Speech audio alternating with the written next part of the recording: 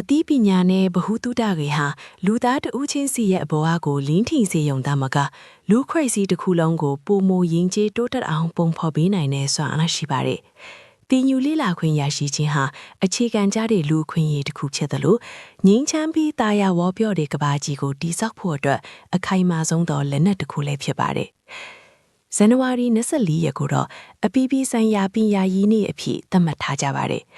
ဒီနေ့ဟာကဘာတဝန်းမှာရှိတဲ့ကလေးငယ်တွေနဲ့လူငယ်တိုင်းအရေးသွေးရှိတဲ့ပညာသင်ကြားခွင့်ရရှိစေဖို့နဲ့ပညာရေးကတဆင့်စင်ရမွဲတီးမှုတွေကိုတိုက်ဖြတ်နိုင်ဖို့ရည်ရွယ်ပြီးကျင်းပတာဖြစ်ပါတယ်။ဒီနေ့ဟာစင်ဆက်မပြတ်သင်ယူမှုတန်းတူညီမျှအခွင့်အရေးနဲ့အနာဂတ်ကိုပြုစုပြောင်းထောင်ခြင်းတို့ရဲ့အရေးပါပုံကိုမိမောင်းထိုးပြနေပါတယ်။